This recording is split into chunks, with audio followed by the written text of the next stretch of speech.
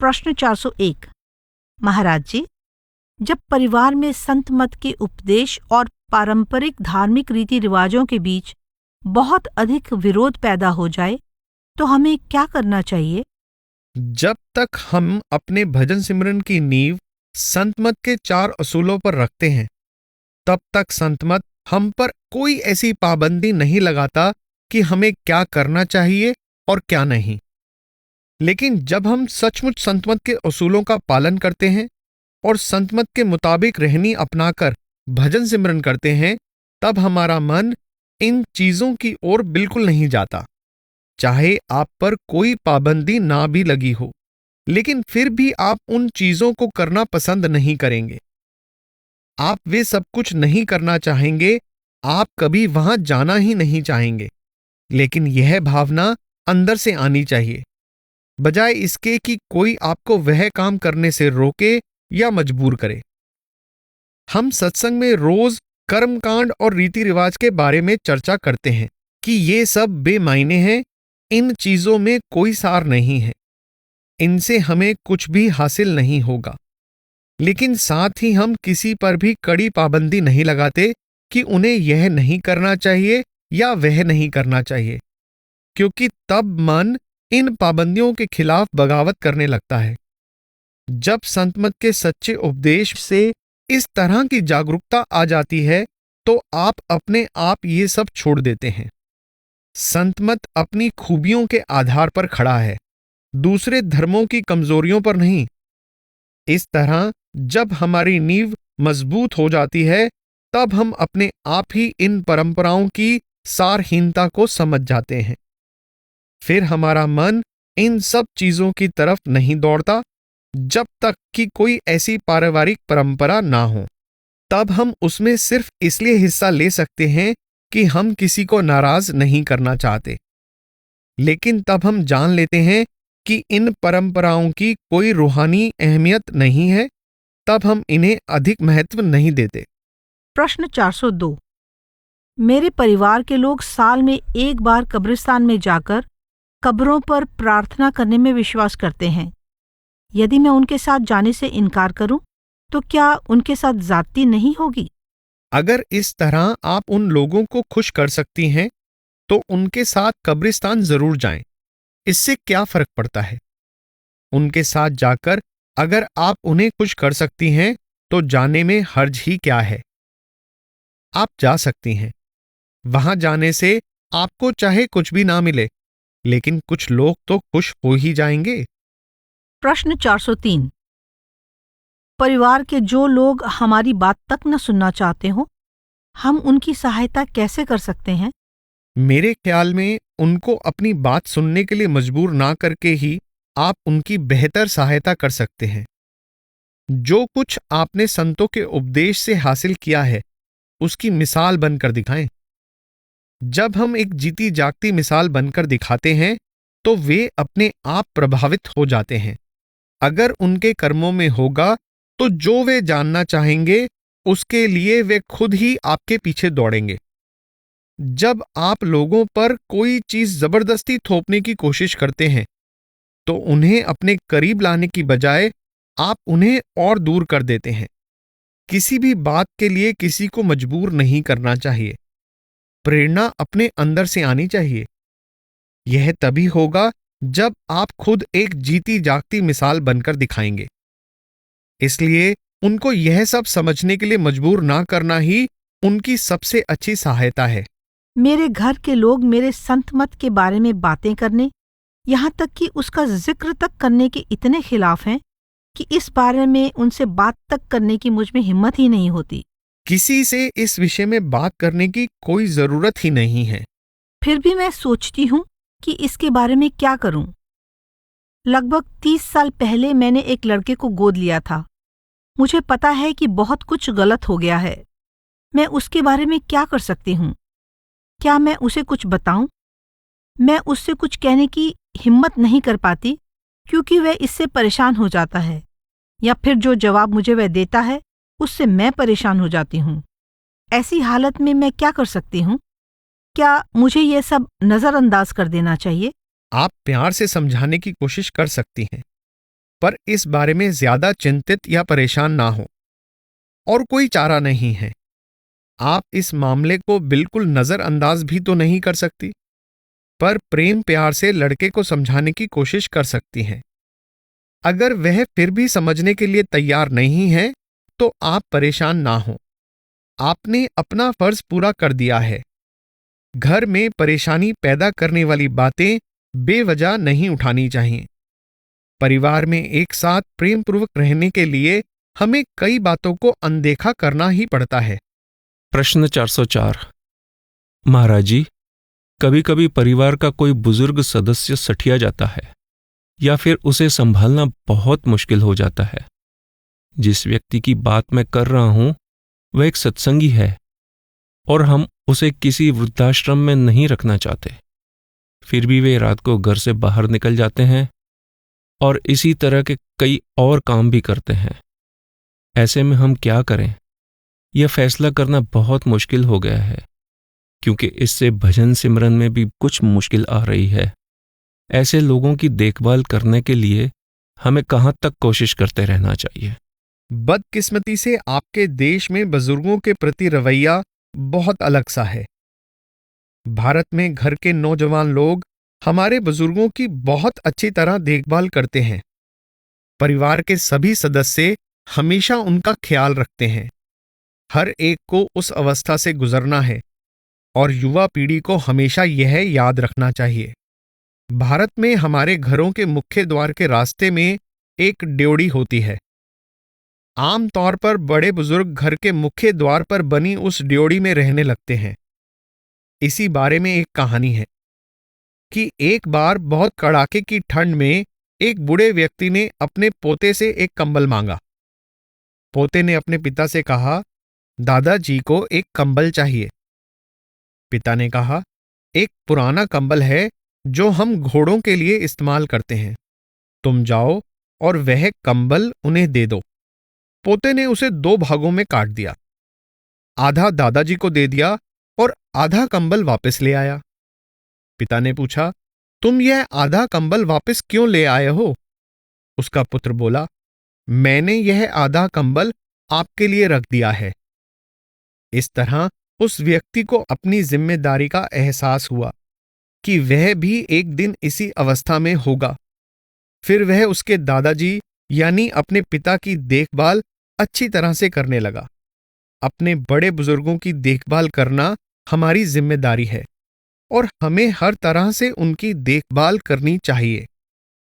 लेकिन असल में जवानी की अवस्था ही ऐसी होती है कि हम सोचते हैं कि हम कभी बूढ़े नहीं होंगे और ना ही हमें कभी इन हालात का सामना करना पड़ेगा। संतान। प्रश्न 405। माता पिता होने के नाते हम अपने बच्चों को किस हद तक प्रभावित कर सकते हैं, यह जानते हुए भी कि उन्हें इस जीवन में अपना प्रारब्ध तो भुगतना ही पड़ेगा। माता पिता होने के नाते उन्हें सही रास्ता दिखाकर हमें अपना फर्ज तो निभाना ही चाहिए। लेकिन जो कुछ भी होना है वह होकर ही रहेगा। उस पर हमारा कोई वश नहीं है। फिर भी हमें उनकी तरफ से लापरवाह नहीं होना चाहिए। हमारा ऐसा रवैया नहीं होना चाहिए कि उनको तो अपना प्रारब्ध भुगतना ही है, इसलिए उनकी तरफ से लापरवाह हो जाएं। माता पिता होने के नाते अपने बच्चों के प्रति हमारी कुछ खास जिम्मेदारियां हैं, खास फर्ज हैं जो हमें पूरे करने चाहिए। हमारी पूरी कोशिश के बावजूद भी अगर कुछ हो जाता है तो यह उनके प्रारब्ध में होगा। उन्हें इसका भुगतान करने दें। प्रश्न 406। यहां हम में से कई लोगों के बेटे बेटियां पोते पोतियां हैं। जब हम भजन सिमरन करते हैं तो वे हमारे पास आकर पूछते हैं कि यह आप क्या करते हैं। जब तक बच्चे को नामदान ना मिले वह कहाँ तक समझ सकता है। मेरा मतलब है, उनके सवालों का जवाब किस तरह दिया जाए। आप उन्हें सिर्फ असूल समझा सकते हैं और उन्हें बता सकते हैं कि मन में मालिक के लिए प्यार होना चाहिए। बच्चे माता पिता से स्वाभाविक रूप से सीखते ही जाते हैं, लेकिन मेरे ख्याल में कम से कम आज के युग में हमें उन्हें यही महसूस करवाना चाहिए कि संतमत पर चलने का फैसला उनका अपना है। हमें उनका मार्गदर्शन करना चाहिए, उन्हें समझाना चाहिए, उन्हें खुद अच्छी मिसाल बनकर दिखाना चाहिए, लेकिन बड़े होकर यह फैसला उन्हें खुद ही करने देना चाहिए कि वे क्या चाहते हैं। प्रश्न 407। हम बच्चों को संतमत के बारे में क्या समझा सकते हैं? हमें बच्चों के लिए एक सही रूहानी माहौल बनाने की कोशिश करनी चाहिए। जब वे समझदार हो जाएं, तो यह फैसला उन्हें ही करने दें कि वे क्या करना चाहते हैं। हमें चाहिए कि हम उनके लिए रूहानी माहौल तैयार करें और इस मार्ग को समझने के लिए उन्हें सुविधाएं और उचित अवसर दें। घर में उनके लिए रूहानी माहौल बनाना बहुत आसान होता है। अगर माता पिता का रुझान रूहानियत की ओर है, तो बच्चों पर अपने आप ही इसका असर पड़ता है। यदि माता पिता के मन में परमात्मा के प्रति प्यार है और वे भजन सिमरन करते हैं, तो बच्चे इससे अपने आप प्रभावित होते हैं। फिर भी बड़े होने पर उन्हें खुद फैसला करने देना चाहिए। प्रश्न 408। महाराज जी, क्या आप सत्संगियों के बच्चों की भी संभाल करते हैं और क्या उन पर इसी जन्म में नाम मिलने की मुहर लगी होती है? हर जीव के अपने अपने कर्म होते हैं। यदि माता पिता सत्संगी हैं, तो इसका यह मतलब नहीं है कि बच्चों को भी नामदान जरूर प्राप्त होगा। जिन पर परमात्मा ने मोहर लगा दी है, वे चाहे सत्संगियों के बच्चे हों या ना हों, अपने आप ही इस मार्ग पर आ जाते हैं। लेकिन अगर माँ बाप बच्चों के सामने अपनी जीती जागती मिसाल कायम करें, तो बच्चों पर स्वाभाविक रूप से प्रभाव होगा और हो सकता है कि वे भी रूहानियत में, संतमत में दिलचस्पी लेने लगें। प्रश्न 409। महाराज जी, क्या बच्चा अपने माँ बाप को चुनता है या माँ बाप बच्चे को? मेरे विचार में वे दोनों एक दूसरे को चुनते हैं। बच्चे का माता पिता से कुछ कर्मों का हिसाब किताब होता है, इसलिए वह एक बच्चे के रूप में उनके घर जन्म लेता है। इसी प्रकार माता पिता का भी बच्चों के साथ कुछ कर्मों का लेखा जोखा होता है, इसलिए उसका उनके यहां जन्म होता है। जिस तरह का उनका आपस में कर्मों का संबंध होता है, उसी के मुताबिक उनका बच्चे के रूप में या माता पिता के रूप में रिश्ता बन जाता है। प्रश्न 410। महाराज जी, मेरा सवाल सत्संगी माता पिता की अपने ऐसे बच्चों के प्रति जिम्मेदारी से संबंधित है जो काफी बड़े हो चुके हैं और संतमत का उपदेश समझने के लायक हैं, मगर इसके बावजूद उनका ध्यान खेलकूद की तरफ है। सत्संगी माता पिता को किस हद तक बच्चों को सत्संग में जाने और संतमत के दूसरे कार्यक्रमों में भाग लेने के लिए प्रोत्साहित करना चाहिए? माता पिता हमेशा अपने बच्चों का मार्गदर्शन करते हैं। अगर माता पिता का व्यवहार प्यार भरा है और घर में प्रेम प्यार और आपसी तालमेल का माहौल है, तो इसका बच्चों पर अपने आप ही प्रभाव पड़ेगा। कुछ बच्चे सत्संगी परिवारों में जन्म लेते हैं, लेकिन इसका यह मतलब नहीं कि उनकी स्वाभाविक इच्छाओं को इतना दबाकर रखा जाए कि उन्हें दुनिया का कुछ पता ही ना चले। फिर जब कोई घटना हो जाती है, तो उन पर उल्टा असर होता है। उन्हें अच्छे और बुरे की समझ होनी चाहिए। उनको समाज से दूर रखकर नहीं, बल्कि विवेकपूर्ण ढंग से समझाना चाहिए, वरना इच्छाएं दबी रह जाएंगी और जब उन्हें संसार का सामना करना पड़ेगा, तो इन दबी हुई इच्छाओं के कारण प्रतिक्रिया होगी। उन्हें सब बातें प्यार से समझानी चाहिए। माता पिता का अपने बच्चों पर बहुत प्रभाव पड़ता है। प्रश्न 411। संतमत के मुताबिक अपनी संतान के पालन पोषण का सबसे अच्छा तरीका क्या है? उनका प्रेम पूर्वक पालन पोषण करें और उनके माता पिता होने के नाते अपने फर्ज अदा करें और उनके अंदर परमात्मा के लिए प्रेम और भक्ति जागृत करने की कोशिश करें। उन पर किसी भी तरह की विचारधारा थोपने की कोशिश ना करें, बल्कि परमपिता परमात्मा के लिए प्रेम और भक्ति का पाठ पढ़ाएं। अपनी तरफ से उन्हें परमात्मा की भक्ति के लिए तैयार करें और फिर अपने बारे में उन्हें खुद फैसला करने दें। बच्चों पर माँ बाप का बहुत प्रभाव पड़ता है और वे अपने आप ही उनका अनुसरण करने लगते हैं। इसलिए आपके लिए इतना ही काफी है कि उनके लिए खुद जीती जागती मिसाल बने। प्रश्न 412। परंपरागत धर्मों में मौजूद भ्रमों को देखते हुए क्या यह बेहतर नहीं होगा कि इन धर्मों की मान्यताओं की जानकारी करवाए बिना ही बच्चों का पालन पोषण किया जाए और उन्हें सीधा संतमत के उसूल सिखाने की कोशिश की जाए? आप ऐसा कर सकते हैं। मैंने यह नहीं कहा कि आपको ऐसा नहीं करना चाहिए। वही करें जो आपको सही लगता है। मेरे कहने का मतलब है कि हमें बच्चों के मन को एक ही तरफ ढालने की कोशिश नहीं करनी चाहिए। उन्हें इस तरीके से बड़ा होने दें कि वे अपने फैसले खुद ले सकें। और जैसे भी हों, हमें बच्चों में आध्यात्मिक दृष्टिकोण पैदा करने की कोशिश करनी चाहिए। हमें उनका पालन पोषण एक ईसाई, हिंदू, सिख या मुसलमान के रूप में नहीं करना है। हमें उनमें आध्यात्मिक सोच विकसित करनी है, जिससे वे परमपिता परमात्मा की अहमियत को समझते हुए अपने फैसले खुद कर सकें। मैं संत मत के असूलों को भी बच्चों पर थोपने के हक में नहीं हूं, लेकिन हमें हर बच्चे को रूहानी शिक्षा या सूझबूझ तो देनी ही चाहिए। 413।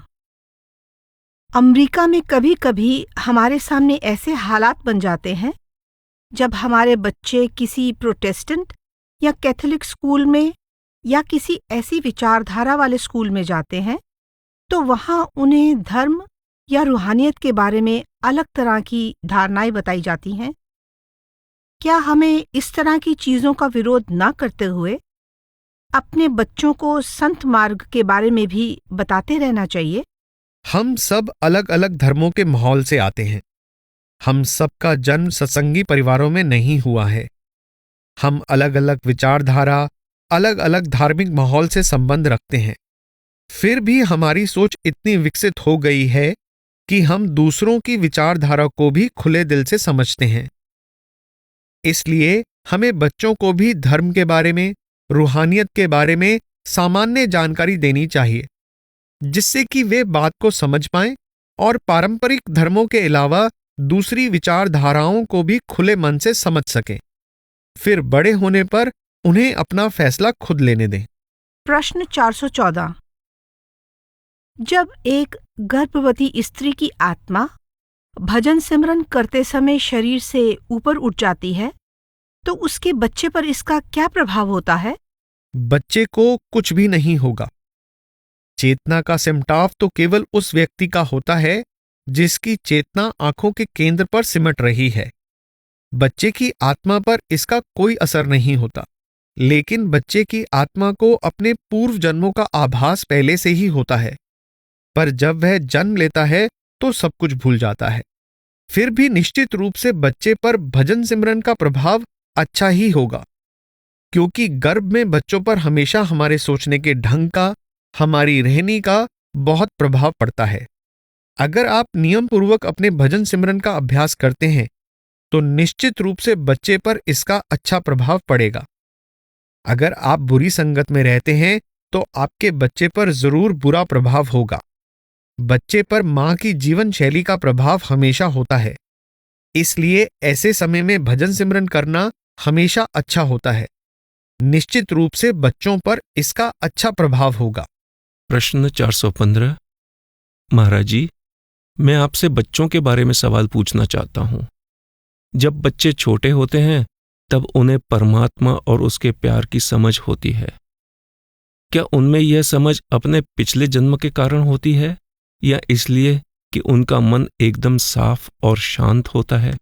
बच्चों में इस तरह के अच्छे गुण आमतौर पर नेक माता पिता से आते हैं। बच्चों का मन आसानी से प्रभावित किया जा सकता है। महाराज जी यानी महाराज सावन सिंह जी कहा करते थे कि बच्चों का मन एक कोरे कागज की तरह होता है, आप उस पर कुछ भी लिख सकते हैं। हमारे मन के कागज तो पूरी तरह से काले स्याह हो गए हैं, उन पर कितना कुछ लिखा जा चुका है। हमारा मन पूरी तरह से प्रभावित हो चुका है, लेकिन उनका मन कोरे कागज के समान है। आप उन्हें जो भी कहेंगे वे वैसा ही करेंगे। आमतौर पर बच्चे अपने माता पिता की बातों और उनके व्यवहार से बहुत प्रभावित होते हैं। क्या यह मुमकिन है कि जब बच्चे बहुत छोटे होते हैं तो उन्हें पिछले जन्म का ज्ञान होता है? कम से कम उनका मन फैला हुआ नहीं होता। वे इंद्रियों के भोगों के शिकार भी नहीं हुए होते। तब तक उन्होंने बातें छिपाना, छल कपट करना और धोखा देना नहीं सीखा होता। उनका मन अभी इस तरफ नहीं लगा होता, इसलिए वे बहुत भोले भाले होते हैं। जहां तक पिछले जन्मों, उनके कर्मों का सवाल है, तो उनका जन्म इन्हीं के अनुसार एक खास परिवार में होता है। पिछले जन्म में किसी खास परिवार के साथ संबंध होने के कारण ही वह किसी खास परिवार में जन्म लेते हैं।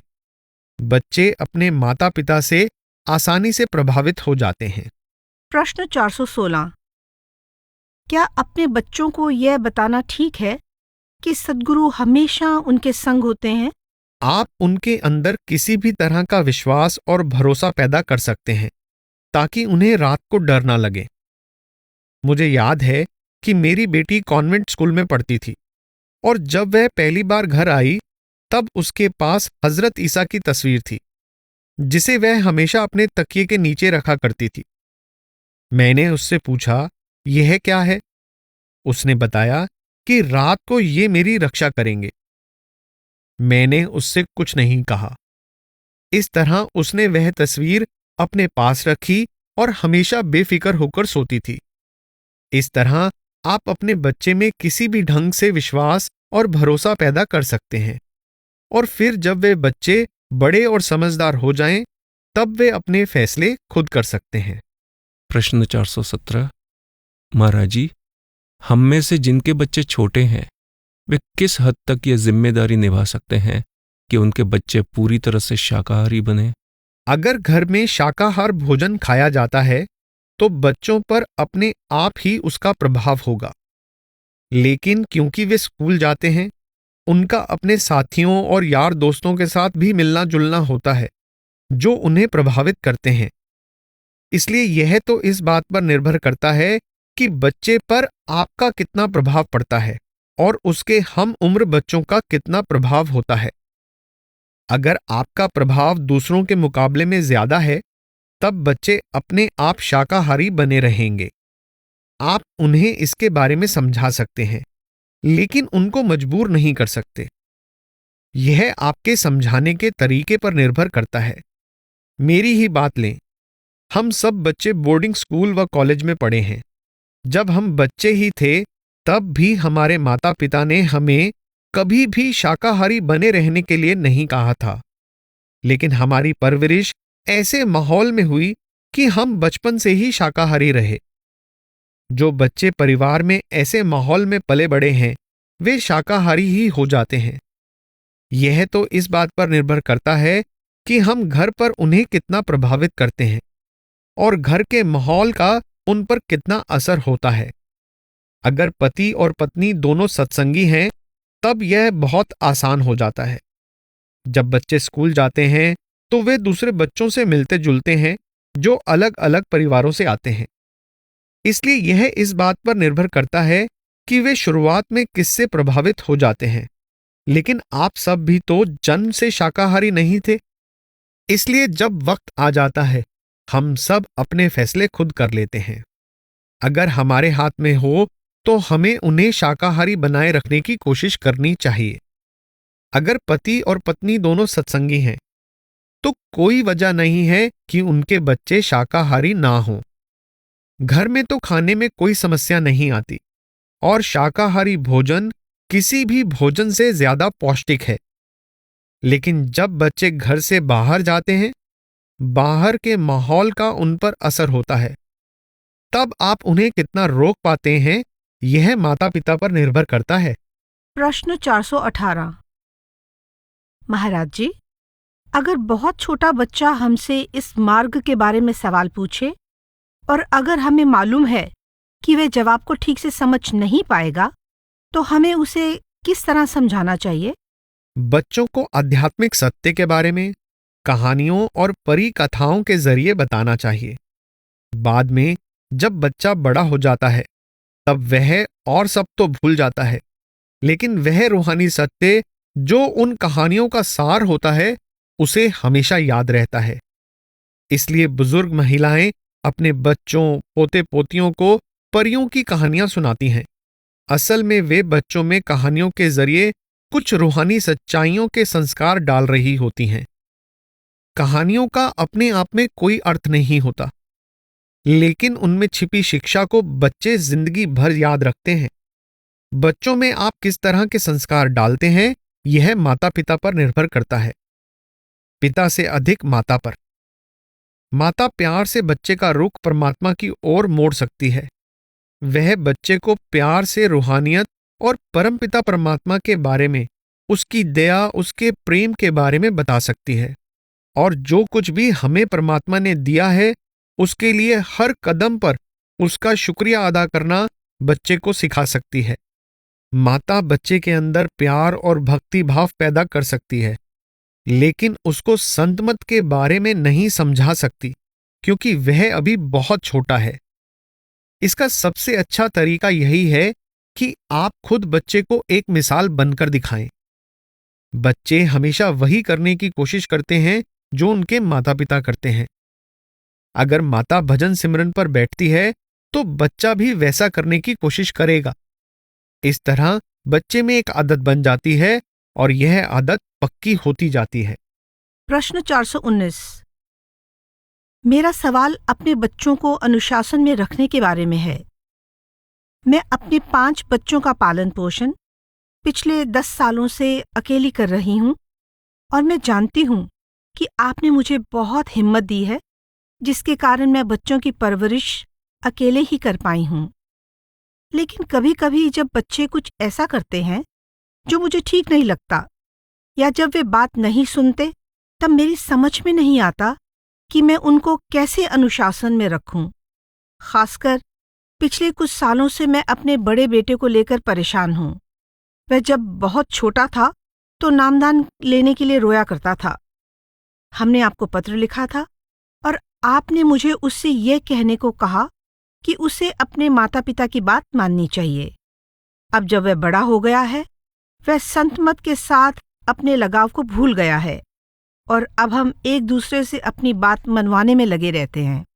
आपका अपने बच्चों के हित के बारे में चिंता करना मैं समझ सकता हूं, लेकिन हमें यह भी समझना चाहिए कि उन्हें अपनी जिंदगी अपने ढंग से गुजारनी है। हमारे बच्चे हमारे जरिए जन्म जरूर लेते हैं, पर वे हमारे बन नहीं सकते।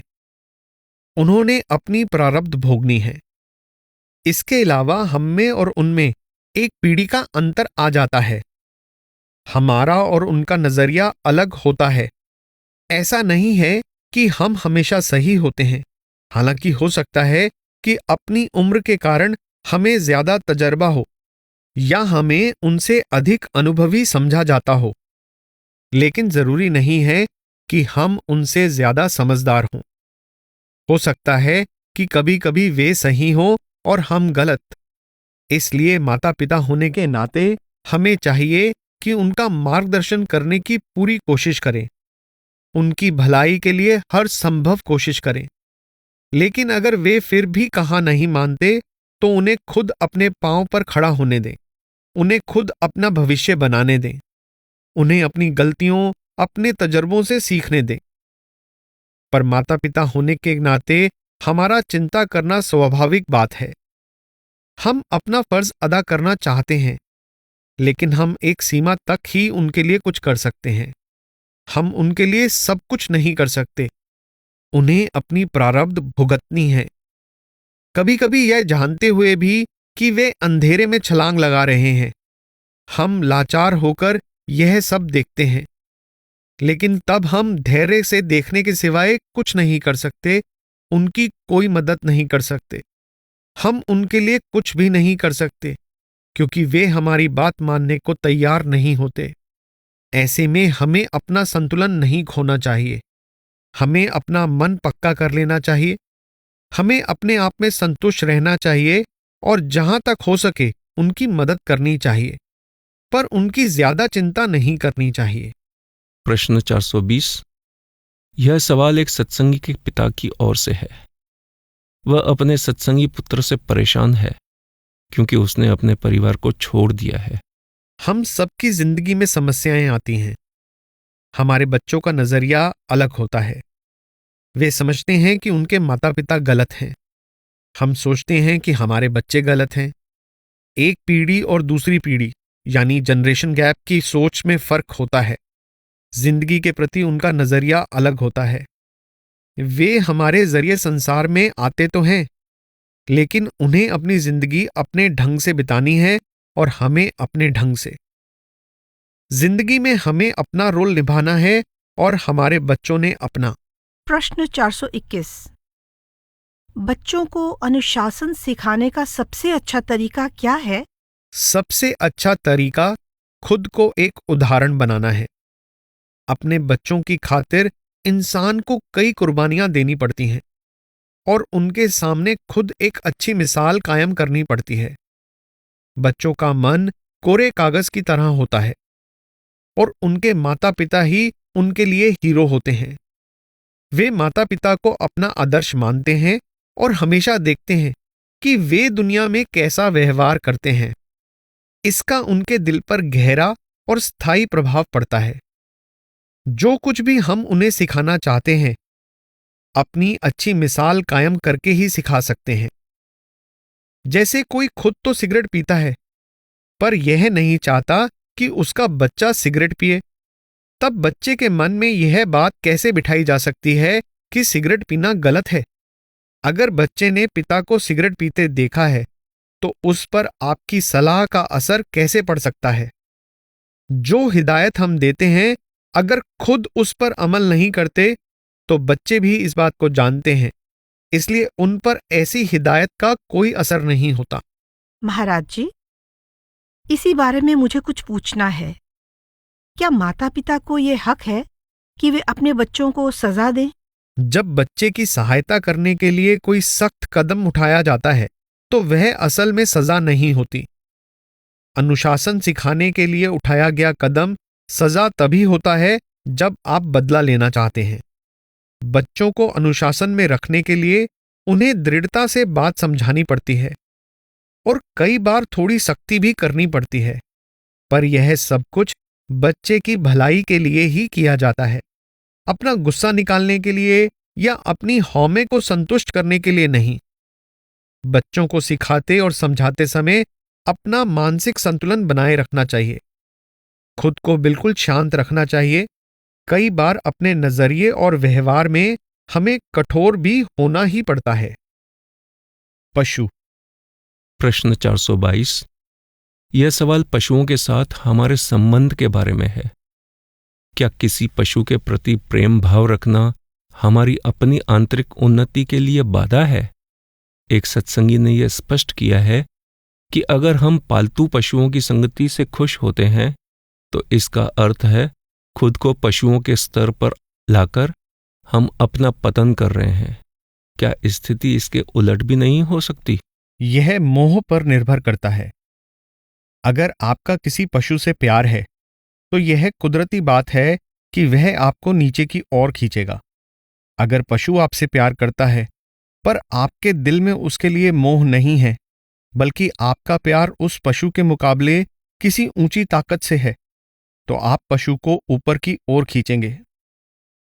अगर हम भजन सिमरन करते हैं और शब्द के साथ इतनी मजबूती से जुड़े हुए हैं कि वह हमें खींच रहा है, और अगर पशु का हमारे साथ प्यार है, तो हम उसे भी अपने साथ खींच लेंगे। अगर हमारा शब्द से प्यार नहीं है, बल्कि किसी और चीज से, व्यक्ति या पशु से है, और वह हमें खींच रहा है, तो हम नीचे की ओर खींचते जाएंगे। अगर एक कुत्ता बहुत ताकतवर है और आपके हाथ में उसकी जंजीर है, तो वह आपको खींचेगा, पर अगर आप ज्यादा ताकतवर हैं, तो आप उसे खींच लेंगे।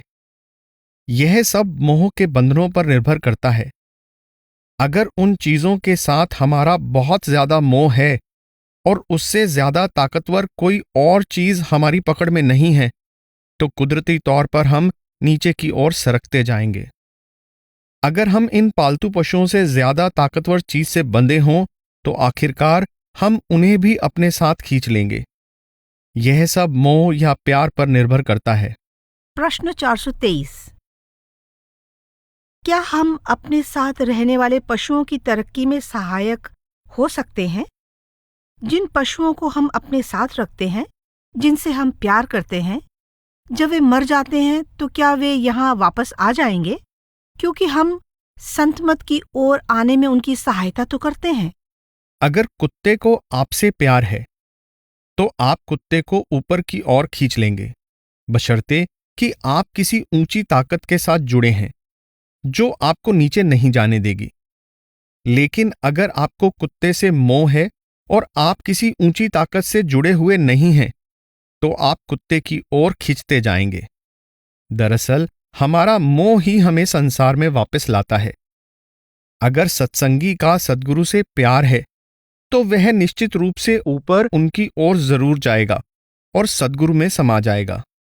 फिर अगर कुत्ते का सत्संगी से प्यार है तो कुदरती तौर पर कुत्ता भी मनुष्य योनि में आकर नामदान प्राप्त करेगा और आहिस्ता आहिस्ता अपने सद्गुरु से प्यार के कारण वह भी ऊपर की ओर चला जाएगा।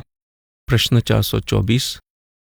इसका मतलब है प्यार कभी बेकार नहीं जाता, चाहे हम किसी से भी प्यार करें। हाँ, अगर आपको कुत्ते से प्यार है तो आप कुत्ते के रूप में जन्म लेंगे, क्योंकि आप प्यार में आकर अपनी पहचान खो देते हैं और दूसरे का ही रूप बन जाते हैं। प्यार का यही गुण है। हम जिसको भी प्यार करते हैं उसी का रूप हो जाते हैं। इसलिए अगर आप किसी का रूप बनना चाहते हैं तो उससे प्यार करें। चूंकि हम परमपिता परमात्मा का रूप बनना चाहते हैं, इसलिए हम उससे प्यार करते हैं। हम वहीं जाते हैं जहां हमारा खजाना होता है। हजरत ईसा कहते हैं, अगर तुम परलोक में खजाना जमा करोगे तो परलोक में जाओगे। अगर इस संसार में खजाना जमा करोगे तो इस संसार में वापस आओगे। वह खजाना क्या है? वह खजाना है हमारा मोह, हमारा प्यार। अगर हमारा परमपिता परमात्मा के साथ प्यार है तो वापस जाकर हम परमपिता परमात्मा में समा जाएंगे। अगर हमारा मोह इस रचना से है तो हम वापस इस रचना में आ जाते हैं, क्योंकि जिससे भी हम प्यार करते हैं उसी का रूप बन जाते हैं। अगर हमारा मोह पशु पक्षियों से है या इंसानों से है तो उनका प्यार और मोह हमें उनके स्तर पर खींच लाता है। हम उन्हीं का रूप बन जाते हैं और परमपिता परमात्मा से बिछुड़े रहते हैं। प्यार में ऐसा ही होता है। प्यार हमें दूसरे व्यक्ति में लीन करके उसी का रूप बना देता है, पर यह इस पर निर्भर करता है कि हम किस में लीन होना चाहते हैं। प्रश्न 425। मुझे एक घायल बिल्ली मिली जो बुरी तरह से जख्मी थी और मुझे पता था कि वह जल्दी ही मर जाएगी। उसको इतनी पीड़ा और कष्ट में देखकर मुझे उस पर दया आई और मैंने उसके दुखों का अंत कर दिया। क्या ऐसा करके मैंने अपने ऊपर कर्म का बोझ ले लिया? आपने उस पर दया की क्योंकि आप उसकी पीड़ा को बर्दाश्त ना कर सके। यह आपकी कमजोरी है, बिल्ली की नहीं। आप उसकी पीड़ा बर्दाश्त नहीं कर सके। आप उस सच्चाई का सामना नहीं कर सके कि बिल्ली को कितनी पीड़ा सहनी पड़ रही है। आप कमजोर हैं। आप में उसकी पीड़ा को देखने की हिम्मत नहीं है। बिल्ली अपने कर्मों का फल भोग रही है। वह मरना नहीं चाहती। जो कुछ भी उसने किया है वह बहुत बहादुरी से उसका सामना कर रही है। कायर तो आप हैं। जो कुछ भी बिल्ली ने किया उसको आप सहन नहीं कर पाए, इसलिए आपने उसे खत्म कर देना चाहा। कमजोर आप हैं, बिल्ली नहीं। निश्चित ही आपने अपने ऊपर कर्म का बोझ ले लिया है। अभी भी लोग कोमा में रहकर सालों साल बिता देते हैं और ऐसा कोई कानून नहीं बना है जो उनको मौत की इजाजत दे दे। हम अपनी कमजोरियों के कारण कष्ट भुगत रहे हैं, तो क्या हमें किसी को इसलिए मार देना चाहिए क्योंकि वह कष्ट में है और हम उसे उस हालत में नहीं देख सकते?